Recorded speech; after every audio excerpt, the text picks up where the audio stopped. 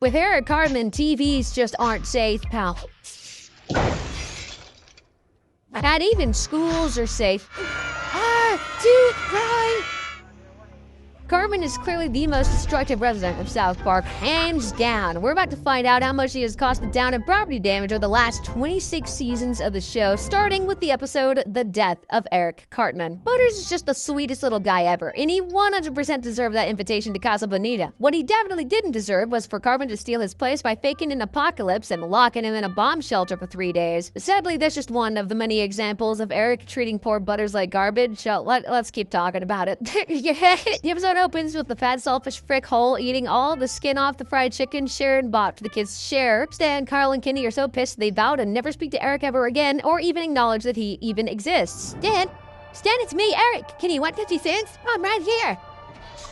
Not being the sharpest tool in the shed, Eric concludes that he died from that explosive diarrhea he had last night. Now he's a ghost who can't be seen or heard by anyone. The next morning, Butters talks to Eric, but after learning he's a ghost, he runs away thinking his life has turned into that of a horror movie, specifically The Sixth Sense. His parents find him cowering in a cupboard and try to comfort him by making him afraid of even worse stuff. There's plenty of real things to be scared of. Super AIDS, a new form of AIDS which is resistant to drugs.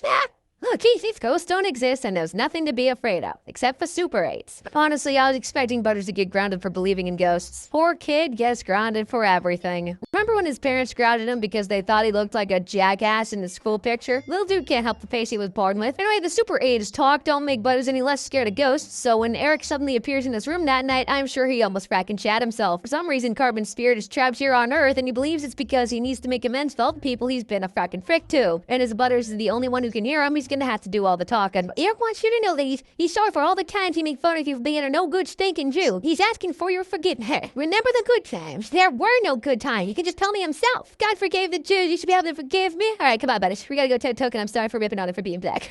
After apologizing to everyone, including Mr. Kitty and Butters, Cartman's soul is finally at peace and he's ready to climb the stairway to heaven, but it never shows up. Butters tells Eric all the apologizing wasn't enough and he has to atone for something bad he did. The boys make a list of all of Cartman's evil deeds, like trying to kill Kenny for a PSP, exterminating hippies, and committing property damage. I broke Mr. Anderson's fence and never told him about it. I took a crap in the principal's purse 7 times. The list is super long, but Cartman is determined to make everything right and gets to work making fruit baskets for everyone he's hurt. With his soul finally at peace, it's time for Eric to gain his angel wings and fly high to the sky. Nothing happens again, and not receiving the eternal bliss he wanted from God makes Eric pretty darn pissed. What he does next proves exactly why he deserves nothing but eternal fire when he does die.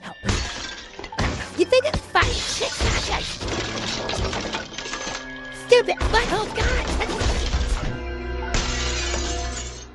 Unlike that big bone devil, Butters is guaranteed a place in heaven when he dies, hopefully not from Super AIDS. In perhaps the worst ever case of a cartoon character jumping to conclusions, in the episode TMI, Eric believes the school has published a growth chart of all the students' sizes. There, you see? Is that really all our wiener sizes? That's right there. Eric Cartman, 1.2 inches. If they want to measure my wiener, fine, but don't put me on blast. The measurements are really just how much taller the boys have grown since last year's physical, but Cartman is way too upset about everyone learning he has a baby wiener to think rationally.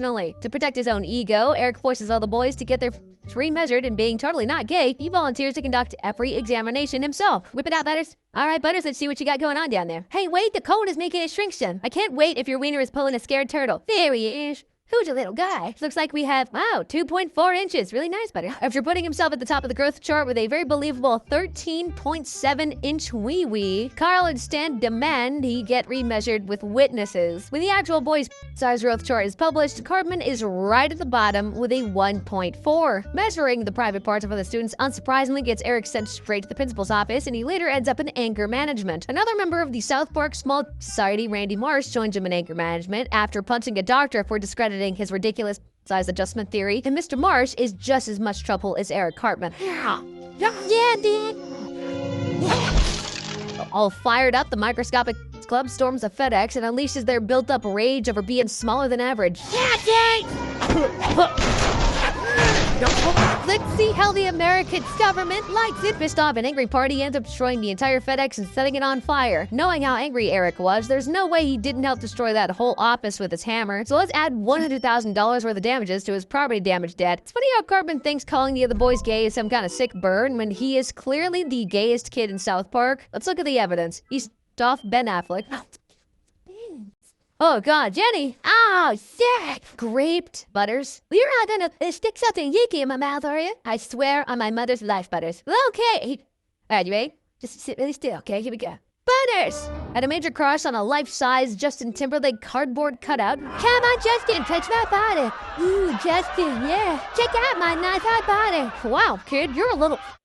And has literally broken into the Pentagon twice to force Kyle to suck his balls. Cartman? That kid you have made a bet that if I could prove I saw a leprechaun, he would suck my butt. Okay, fine. You know what? Let's just get it over with. And I intend to savor each and every second. Why is it so easy for children to break into the Pentagon? That's $200,000 for damaging U.S. government property twice, but Eric won't give a crap. After all, he got the he's been craving for so long, sort of. Oh, and look, it's me. And there's Kyle. Cartman, don't. What are you doing to my balls? It's Kyle sucking my balls. Cartman did something when he was little that he actually seriously regrets, and I'm not talking about being a raging anti-Semite at just 4 years old. Fat ass, don't call me fat, you stupid Joe. See, when Eric and the boys were little, they used to play with their wieners a lot. This is already a great start. They loved playing fireman the most, and one day they asked the toughest boy in preschool, Trent Boyett, to start a fire for them to put out like real firemen. Unfortunately, the boys hadn't drunk enough juice boxes that day, so Miss Claridge caught fire and now lives her life severely disabled and unable to speak. The boys let Trent take all the blame, but he got locked away in juvenile hall for the next 5 years. When the day of his release finally arrives, the boys fear for their lives, especially after learning about these horrific injuries Trent inflicted on Butters, who received a massive snuggie. His underwear pulled up so high it nearly killed him. 2 Indian sunburns on his forearms and a second-degree titty twist. He was also given a swear lead. The boys decide to recruit 6th grade bullies to protect them, but they won't help unless Stan gives them a pic of his mom's. Sharon doesn't have any nudes just lying around the house, so they're forced to photograph Cartman's bare ass and pretend that his fat cheeks are a middle-aged woman's double D's. These are like the hottest tits I've ever seen. Give me that. I knew she had a hot rack. Those are so hot. Okay, so now you'll help us take care of Trent Boyett? I bet Eric's feeling so confident right about now. Everyone's calling him hot. Nobody's ever called him that before, except maybe those non-blip. The bullies promise to teach Trent Boyett a lesson. The boys celebrate their freedom with ice cream. However, they soon find out that their bully is tougher than every other bully in South Park combined. Jesus Christ, I've never seen so many Indian sunburns and titty twisters in my life. Boys have no one else to turn to but Shelly, but she'll only beat up Trent if the boys confess to Miss Claridge about what really happened the day of the fire. They find the 4 ladies stuck in the middle of the same road she broke down in yesterday and are about to tell the truth when Trent suddenly appears ready to dish out some 3rd-degree titty twisters. Fearing for the safety of his nipples, Eric whips out his mom's taser. Unfortunately, his aim is just as bad as it was when he tried to pee on that fire 5 years ago. Damn it! Ah!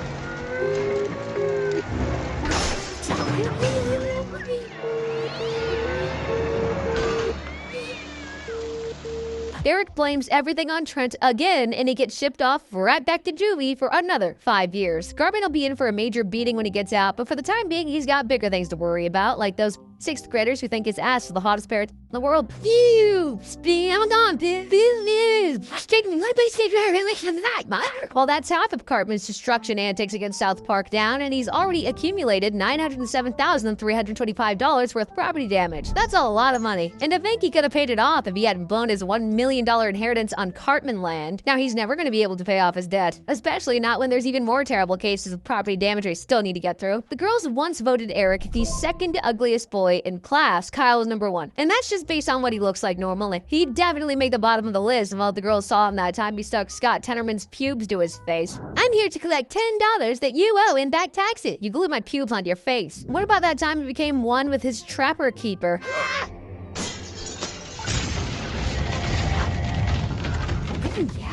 Trapper Keeper Cartman's desire for destruction was almost as strong as Leanne's insatiable urge for and this huge bulbous monstrosity destroyed a bunch of other stuff on his way to Cheyenne Mountain. We are Trapper Keeper. Even as a grotesque, revolting monster, I bet Cartman still believed he was way hotter than Kyle. NASCAR racers are totally bored stupid, at least according to Eric Cartman. Being the richest, most intelligent kid in the entire world, he stands no chance of fulfilling his dreams of becoming a dumb, poverty-stricken racer, and Kyle and Stan find him bawling in the school hallway. Cartman, you are poor, and you are stupid. I know you're trying to make me feel better, Kyle. Dude, you are so Thanks, Dan, but even if I was, I'd still be too rich. Eric decides to chase his dream and gives away his life savings to Butters. He's now poorer than that time he had to glue an iPad cover to a piece of glass, but he's still way too smart for NASCAR. The race is coming up soon, so little Mr. Einstein will need to find a way to destroy his brain cells fast. How's he gonna do it? Traumatic brain injury? Nope. A glass full of lead? Nah. Eating a frack ton of Vagisil? Oh, yeah. Is anything cunning? No, you're good. No, I can't help you. Little boy, what are you doing? Oh my god, Butters. I feel kind of stupid. Cartman is ready for NASCAR, and dang, that Vagisil worked well, because only someone with 0 brain cells could cause a catastrophe as awful as this.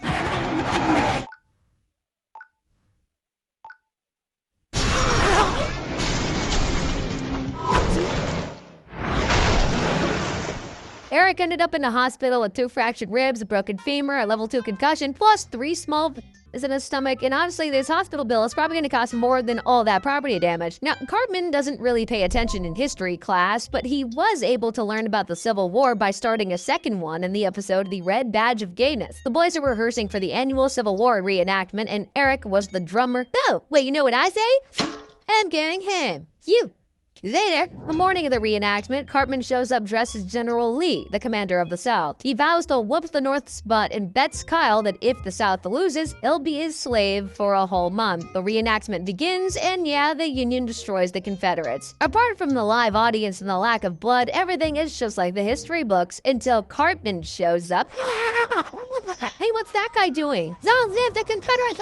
Hey, he took the belt. You made it for the South. Cartman, you can't do that. Now we have to start over. The next day, everyone is preparing for a second reenactment, but Eric refuses to lose to the North and persuades his Confederate troops to be victorious this time around. Tired of being the Union's every year, Cartman's army agrees to kick the frackin' frick out of the North during the reenactment. The South celebrates its victory with plenty of alcohol, and it doesn't take much for Cartman to convince a bunch of drunken soldiers to invade Kansas and take Topeka for him. And by take, I mean utterly destroy.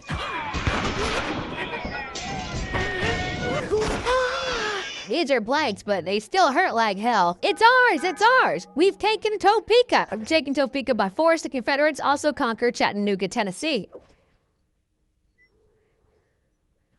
Cartman was very determined to make Stan and Kyle his slaves and planned on overthrowing North Carolina next. However, his army ran out of booze, and once they sobered up, all of them realized how dumb they were, risking their lives in battle just so a 10-year-old Tubba Lard could win a bet against his friends. Cartman's deranged actions are probably going to get him charged with all kinds of war crimes, but let's talk about the mass property damage he's responsible for. His troops invaded Topeka and Chattanooga and sent both cities up in flames. Both are small cities with populations of less than 200,000. Cartman's army destroyed the entire cities, so all the carnage likely accumulated at least $50 million worth of property damage in total. But hey, at least he never became Stan and Kyle's slave. It hurt a butt ton though when they ripped his beard off.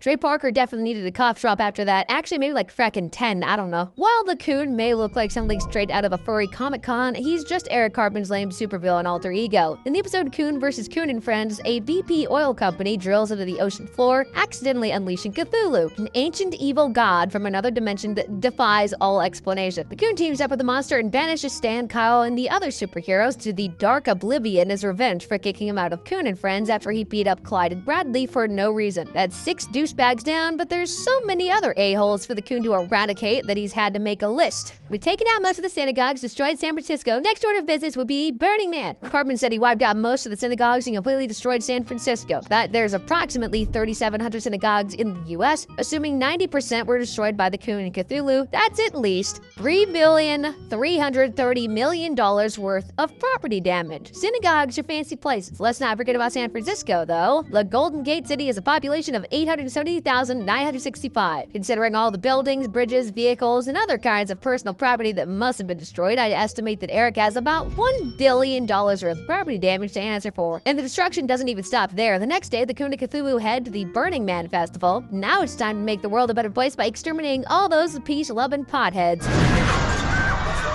Hippie? Not you! Cthulhu is bringing his angry wrath down upon the Burning Man Festival. Tom? Burning Man is the biggest hippie festival in the world. The festival never usually attracts more than 100k people, so Cartman is probably responsible for damaging at least 35,000 RVs, 50,000 tents, 50,000 bikes, and of course, a ton of palms, sliders, grinders, and rolling papers. Definitely at least 100,000 of them in total. Altogether, Eric racked up $1,468,200,000 worth of property damage during his hippie murder spree alone. Flower children are all dead, but there's still one more thing the coon must do to save the earth. Eradicate his most challenging and evil opponent, Justin Bieber. Yep, that's him, you little douchebag. Poor Justin, he's been pelted with water bottles, almost got assaulted by Lois Griffin and Family Guy, and now a god of death just crushed him like a little singing Eminem. Sucks to be him. Being Eric Cartman sucks more though. All that property damage he's committed throughout the show has racked up a grand total of $5,850,969,856. The mayor needs to banish this kid from South Park forever, but how bad does this mountain of property damage seem in comparison to what these characters have done? Click the screen to find out.